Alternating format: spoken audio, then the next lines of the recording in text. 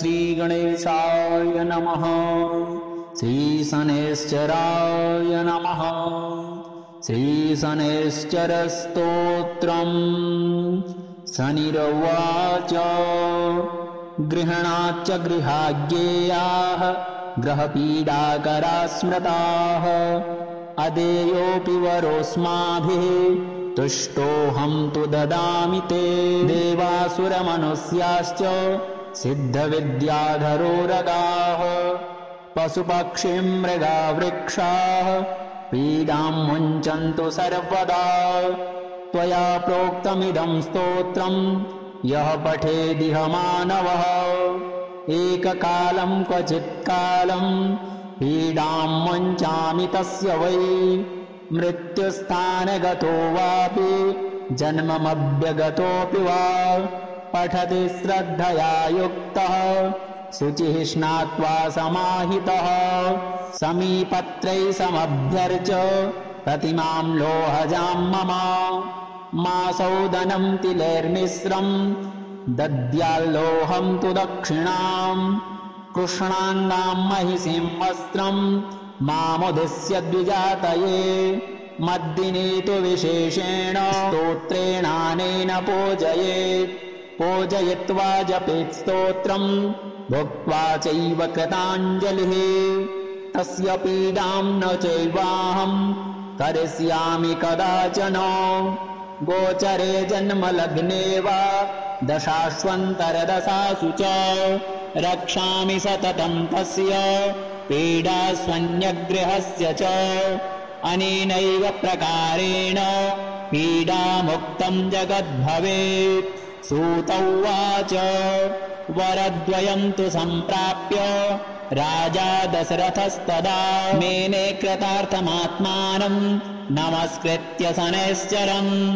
शनिना चाभ्यनुज्ञातः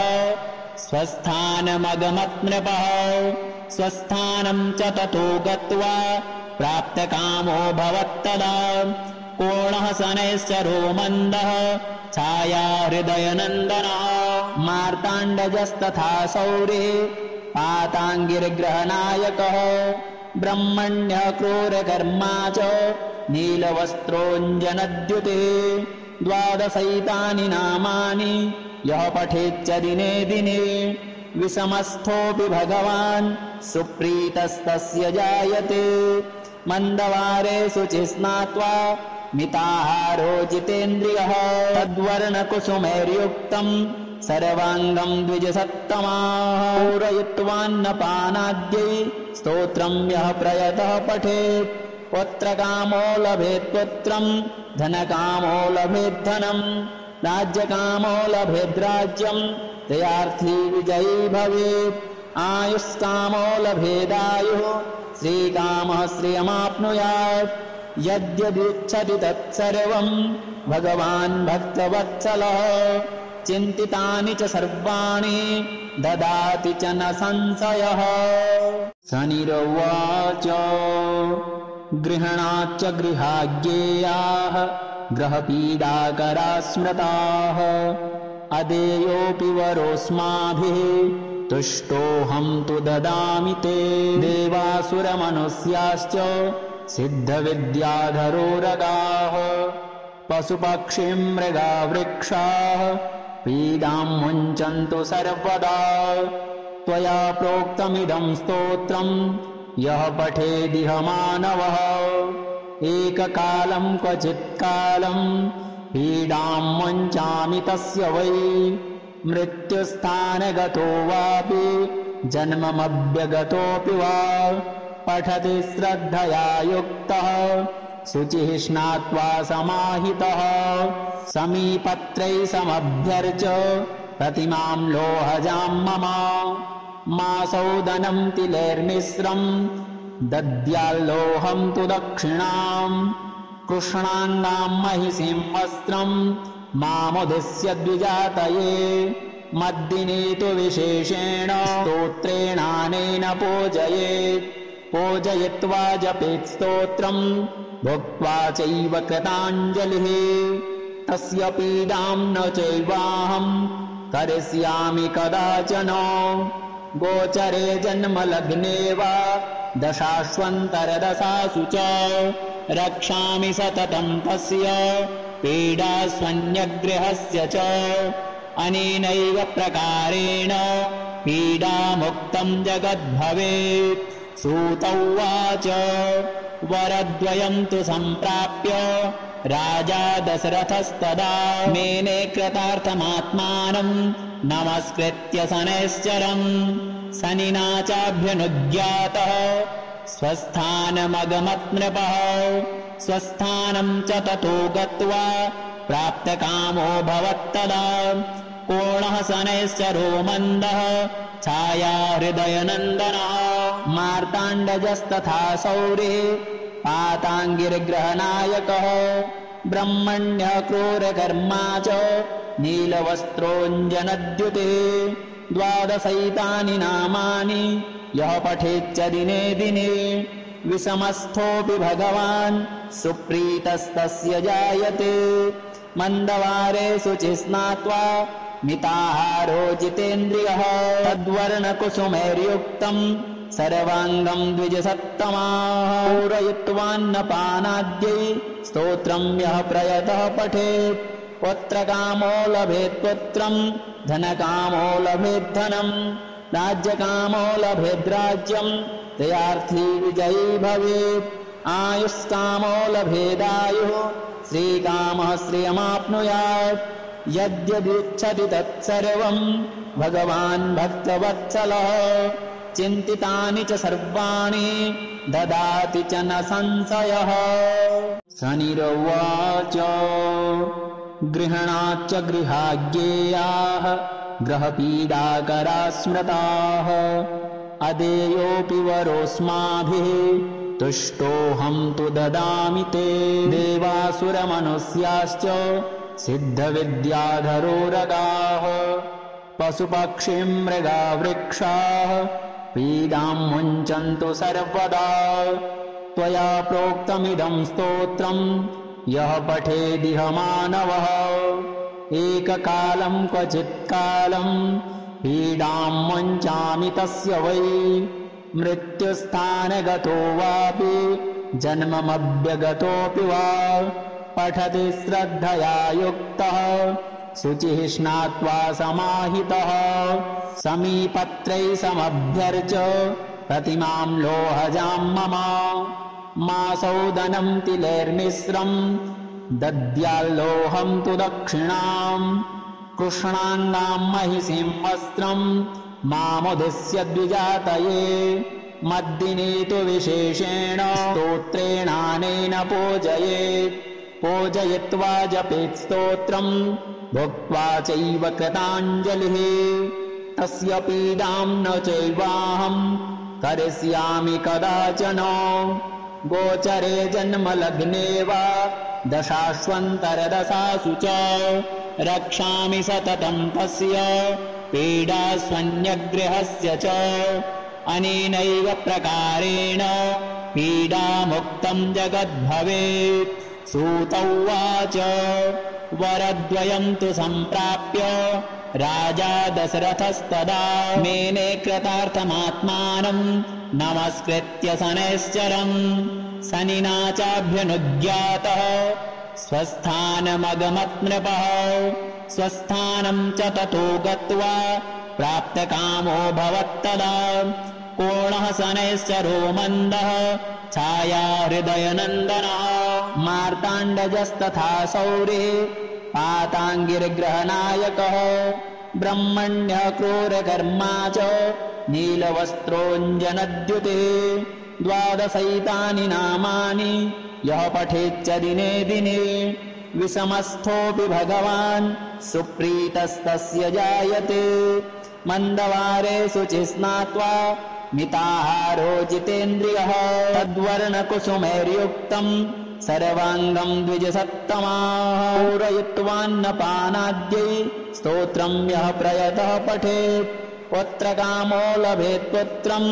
धनकामो लभेत् धनम् राज्यकामो लभेत् राज्यम् जयार्थी विजयी भवेत् आयुष्कामो लभेदायुः श्रीकामः श्रियमाप्नुयात् यद्यदिच्छति तत्सर्वं भगवान् भक्तवत्सलः चिन्तितानि च सर्वाणि ददाति च न संशयः। शनिरुवाच गृहणाच्च गृहाज्ञेयाः ग्रहपीडाकरा स्मृताः अदेयोऽपि वरोऽस्माभिः तुष्टोऽहं तु ददामि ते। देवासुरमनुष्याश्च सिद्धविद्याधरोरगाः पशुपक्षिमृगा वृक्षाः पीडां मुञ्चन्तु सर्वदा। त्वया प्रोक्तमिदं स्तोत्रं यः पठेदिह मानवः एककालं क्वचित्कालं पीडां मुञ्चामि तस्य वै। मृत्युस्थानगतो वापि जन्ममव्यगतोऽपि वा पठति श्रद्धया युक्तः शुचिः स्नात्वा समाहितः समीपत्रैः समभ्यर्च प्रतिमां लोहजां मम मासौदनं तिलैर्मिश्रं दद्याल्लोहं तु दक्षिणां कृष्णाङ्गां महिषीं वस्त्रं मामुद्दिश्य द्विजातये मद्दिने तु विशेषेण स्तोत्रेणानेन पूजयेत् पूजयित्वा जपेत् स्तोत्रं भुक्त्वा चैव कृताञ्जलिः तस्य पीडां न चैवाहं करिष्यामि कदाचन गोचरे जन्मलग्ने वा दशाश्वन्तरदशासु च रक्षामि सततं तस्य पीडास्वन्यगृहस्य च अनेनैव प्रकारेण पीडामुक्तं जगद्भवेत्। सूत उवाच वरद्वयं तु सम्प्राप्य राजा दशरथस्तदा मेने कृतार्थमात्मानं नमस्कृत्य शनैश्चरम् शनिना चाभ्यनुज्ञातः स्वस्थानमगमत् नृपः स्वस्थानं च ततो गत्वा प्राप्तकामो भवत्तदा कोणः शनैश्चरो मन्दः छाया हृदयनन्दनः मार्ताण्डजस्तथा शौरिः पाताङ्गिर्ग्रहनायकः ब्रह्मण्यः क्रूरकर्मा च नीलवस्त्रोऽञ्जनद्युतिः द्वादशैतानि नामानि यः पठेच्च दिने दिने विषमस्थोऽपि भगवान् सुप्रीतस्तस्य जायते मन्दवारे शुचिः स्नात्वा मिताहारो जितेन्द्रियः तद्वर्णकुसुमैर्युक्तं सर्वाङ्गं द्विजसत्तमाः पूरयित्वान्नपानाद्यै स्तोत्रं यः प्रयतः पठेत् पुत्रकामो लभेत् पुत्रं धनकामो लभेत् धनं राज्यकामो लभेत् राज्यं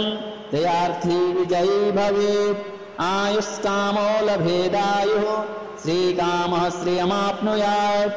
यद्यदिच्छति तत्सर्वं भगवान् भक्तवत्सलः चिन्तितानि च सर्वाणि ददाति च न संशयः। शनिरुवाच गृहणाच्च गृहाज्ञेयाः ग्रहपीडाकरा स्मृताः अदेयोऽपि वरोऽस्माभिः तुष्टोऽहं तु ददामि ते। देवासुरमनुष्याश्च सिद्धविद्याधरोरगाः पशुपक्षिमृगा वृक्षाः पीडां मुञ्चन्तु सर्वदा। त्वया प्रोक्तमिदं स्तोत्रं यः पठेदिह मानवः एककालं क्वचित्कालं पीडां मुञ्चामि तस्य वै। मृत्युस्थानगतो वापि जन्ममव्यगतोऽपि वा पठति श्रद्धया युक्तः शुचिः स्नात्वा समाहितः समीपत्रैः समभ्यर्च प्रतिमां लोहजां मम मासौदनं तिलैर्मिश्रं दद्याल्लोहं तु दक्षिणां कृष्णाङ्गां महिषीं वस्त्रं मामुद्दिश्य द्विजातये मद्दिने तु विशेषेण स्तोत्रेणानेन पूजयेत् पूजयित्वा जपेत् स्तोत्रं भुक्त्वा चैव कृताञ्जलिः तस्य पीडां न चैवाहं करिष्यामि कदाचन गोचरे जन्मलग्ने वा दशाश्वन्तरदशासु च रक्षामि सततं तस्य पीडास्वन्यग्रहस्य च अनेनैव प्रकारेण पीडामुक्तं जगद्भवेत्। सूत उवाच वरद्वयं तु सम्प्राप्य राजा दशरथस्तदा मेने कृतार्थमात्मानं नमस्कृत्य शनैश्चरम् शनिना चाभ्यनुज्ञातः स्वस्थानमगमत् नृपः स्वस्थानं च ततो गत्वा प्राप्तकामो भवत्तदा कोणः शनैश्चरो मन्दः छाया हृदयनन्दनः मार्ताण्डजस्तथा शौरिः पाताङ्गिर्ग्रहनायकः ब्रह्मण्यः क्रूरकर्मा च नीलवस्त्रोऽञ्जनद्युतिः द्वादशैतानि नामानि यः पठेच्च दिने दिने विषमस्थोऽपि भगवान् सुप्रीतस्तस्य जायते मन्दवारे शुचिः स्नात्वा मिताहारो जितेन्द्रियः तद्वर्णकुसुमैर्युक्तम् सर्वाङ्गम् द्विजसत्तमाः पूरयित्वान्नपानाद्यै स्तोत्रम् यः प्रयतः पठेत् पुत्रकामो लभेत् पुत्रम् धनकामो लभेत् धनम् राज्यकामो लभेद्राज्यम् जयार्थी विजयी भवेत् आयुष्कामो लभेदायुः श्रीकामः श्रियमाप्नुयात् यद्यदिच्छति तत्सर्वम् भगवान् भक्तवत्सलः चिन्तितानि च सर्वाणि ददाति च न संशयः। शनिरुवाच गृहणाच्च गृहाज्ञेयाः ग्रहपीडाकरा स्मृताः अदेयोऽपि वरोऽस्माभिः तुष्टोऽहं तु ददामि ते देवासुरमनुष्याश्च सिद्धविद्याधरोरगाः पशुपक्षिमृगा वृक्षाः पीडां मुञ्चन्तु सर्वदा त्वया प्रोक्तमिदं स्तोत्रम् यः पठेदिह मानवः एककालं क्वचित्कालं पीडां मुञ्चामि तस्य वै मृत्युस्थानगतो वापि जन्ममभ्यगतोऽपि वा पठति श्रद्धया युक्तः शुचिः स्नात्वा समाहितः समीपत्रैः समभ्यर्च प्रतिमां लोहजां मम मासौदनं तिलैर्मिश्रम् दद्याल्लोहं तु दक्षिणाम् कृष्णाङ्गां महिषीं वस्त्रम् मामुद्दिश्य द्विजातये मद्दिने तु विशेषेण स्तोत्रेणानेन पूजयेत् पूजयित्वा जपेत् स्तोत्रम् भुक्त्वा चैव कृताञ्जलिः तस्य पीडां न चैवाहम् करिष्यामि कदाचन गोचरे जन्मलग्ने वा दशाश्वन्तरदशासु च रक्षामि सततं तस्य पीडास्वन्यग्रहस्य च अनेनैव प्रकारेण पीडामुक्तं जगद्भवेत्। सूत उवाच वरद्वयं तु सम्प्राप्य राजा दशरथस्तदा मेने कृतार्थमात्मानं नमस्कृत्य शनैश्चरम् शनिना चाभ्यनुज्ञातः स्वस्थानमगमत् नृपः स्वस्थानं च ततो गत्वा प्राप्तकामो भवत्तदा कोणः शनैश्चरो मन्दः छाया हृदयनन्दनः मार्ताण्डजस्तथा शौरिः पाताङ्गिर्ग्रहनायकः ब्रह्मण्यः क्रूरकर्मा च नीलवस्त्रोऽञ्जनद्युतिः द्वादशैतानि नामानि यः पठेच्च दिने दिने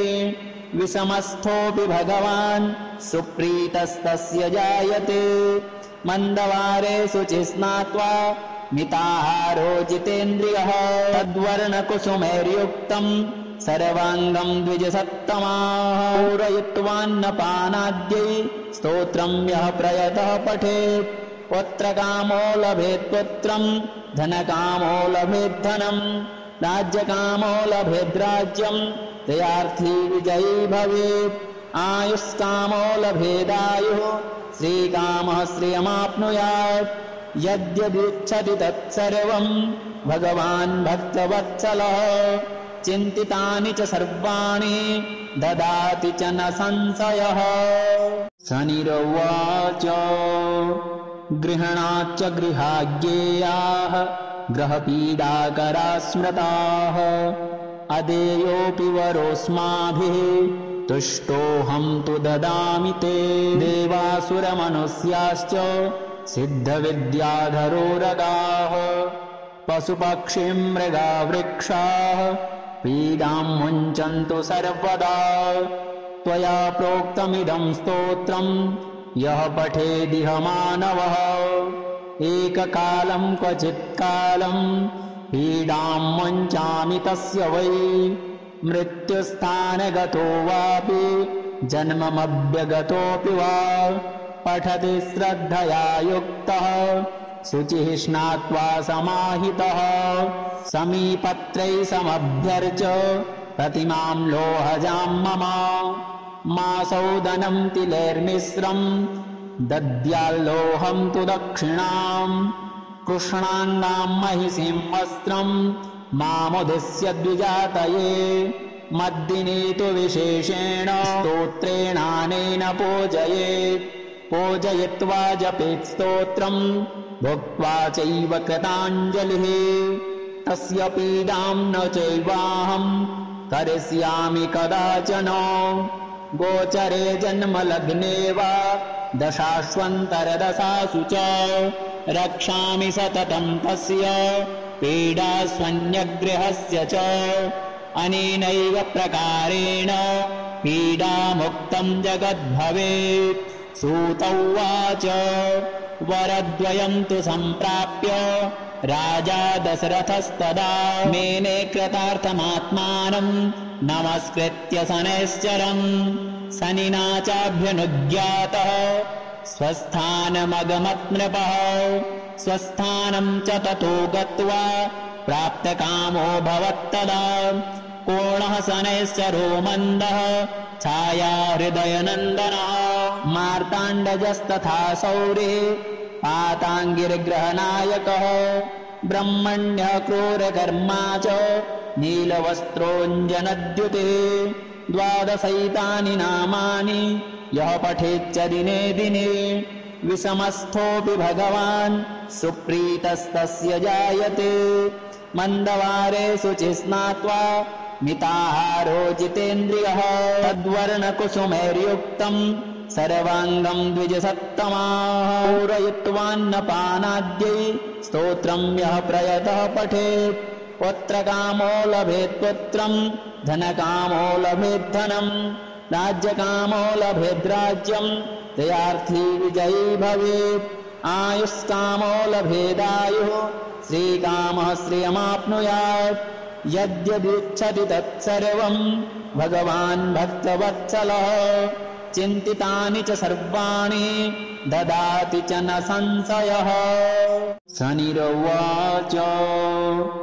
गृहणाच्च गृहाज्ञेयाः ग्रहपीडाकरा स्मृताः अदेयोऽपि वरोऽस्माभिः तुष्टोऽहं तु ददामि ते। देवासुरमनुष्याश्च सिद्धविद्याधरोरगाः पशुपक्षिमृगा वृक्षाः पीडां मुञ्चन्तु सर्वदा। त्वया प्रोक्तमिदं स्तोत्रं यः पठेदिह मानवः एककालं क्वचित्कालं पीडां मुञ्चामि तस्य वै। मृत्युस्थानगतो वापि जन्ममभ्यगतोऽपि वा पठति श्रद्धया युक्तः शुचिः स्नात्वा समाहितः समीपत्रैः समभ्यर्च प्रतिमां लोहजां मम मासौदनं तिलैर्मिश्रं दद्याल्लोहं तु दक्षिणां कृष्णाङ्गां महिषीं वस्त्रं मामुद्दिश्य द्विजातये मद्दिने तु विशेषेण स्तोत्रेणानेन पूजयेत् पूजयित्वा जपेत् स्तोत्रं भुक्त्वा चैव कृताञ्जलिः तस्य पीडां न चैवाहं करिष्यामि कदाचन गोचरे जन्मलग्ने वा दशाश्वन्तरदशासु च रक्षामि सततं तस्य पीडास्वन्यग्रहस्य च अनेनैव प्रकारेण पीडामुक्तं जगद्भवेत्। सूत उवाच वरद्वयं तु सम्प्राप्य राजा दशरथस्तदा मेने कृतार्थमात्मानं नमस्कृत्य शनैश्चरम् शनिना चाभ्यनुज्ञातः स्वस्थानमगमत् नृपः स्वस्थानं च ततो गत्वा प्राप्तकामो भवत्तदा कोणः शनैश्चरो मन्दः छाया हृदयनन्दनः मार्ताण्डजस्तथा शौरिः पाताङ्गिर्ग्रहनायकः ब्रह्मण्यः क्रूरकर्मा च नीलवस्त्रोऽञ्जनद्युतिः द्वादशैतानि नामानि यः पठेच्च दिने दिने विषमस्थोऽपि भगवान् सुप्रीतस्तस्य जायते मन्दवारे शुचिः स्नात्वा मिताहारो जितेन्द्रियः तद्वर्णकुसुमैर्युक्तम् सर्वाङ्गम् द्विजसत्तमाः पूरयित्वान्नपानाद्यै स्तोत्रम् यः प्रयतः पठेत् पुत्रकामो लभेत् पुत्रम् धनकामो लभेत् धनम् राज्यकामो लभेत् राज्यम् जयार्थी विजयी भवेत् आयुष्कामो लभेदायुः श्रीकामः श्रियमाप्नुयात् यद्यदिच्छति तत्सर्वम् भगवान् भक्तवत्सलः चिन्तितानि च सर्वाणि ददाति च न संशयः। शनिरुवाच गृहणाच्च गृहाज्ञेयाः ग्रहपीडाकरा स्मृताः अदेयोऽपि वरोऽस्माभिः तुष्टोऽहं तु ददामि ते देवासुरमनुष्याश्च सिद्धविद्याधरोरगाः पशुपक्षिमृगा वृक्षाः पीडां मुञ्चन्तु सर्वदा त्वया प्रोक्तमिदं स्तोत्रम् यः पठेदिह मानवः एककालं क्वचित्कालं पीडां मुञ्चामि तस्य वै मृत्युस्थानगतो वापि जन्ममभ्यगतोऽपि वा पठति श्रद्धया युक्तः शुचिः स्नात्वा समाहितः समीपत्रैः समभ्यर्च प्रतिमां लोहजां मम मासौदनं तिलैर्मिश्रम् दद्याल्लोहं तु दक्षिणाम् कृष्णाङ्गां महिषीं वस्त्रम् मामुद्दिश्य द्विजातये मद्दिने तु विशेषेण स्तोत्रेणानेन पूजयेत् पूजयित्वा जपेत् स्तोत्रम् भुक्त्वा चैव कृताञ्जलिः तस्य पीडां न चैवाहम् करिष्यामि कदाचन गोचरे जन्मलग्ने वा दशाश्वन्तरदशासु च रक्षामि सततं तस्य पीडास्वन्यग्रहस्य च अनेनैव प्रकारेण पीडामुक्तं जगद्भवेत्। सूत उवाच वरद्वयं तु सम्प्राप्य राजा दशरथस्तदा मेने कृतार्थमात्मानं नमस्कृत्य शनैश्चरम् शनिना चाभ्यनुज्ञातः स्वस्थानमगमत् नृपः स्वस्थानं च ततो गत्वा प्राप्तकामो भवत्तदा कोणः शनैश्चरो मन्दः छाया हृदयनन्दनः मार्ताण्डजस्तथा शौरिः पाताङ्गिर्ग्रहनायकः ब्रह्मण्यः क्रूरकर्मा च नीलवस्त्रोऽञ्जनद्युतिः द्वादशैतानि नामानि यः पठेच्च दिने दिने विषमस्थोऽपि भगवान् सुप्रीतस्तस्य जायते मन्दवारे शुचिः स्नात्वा मिताहारो जितेन्द्रियः तद्वर्णकुसुमैर्युक्तम्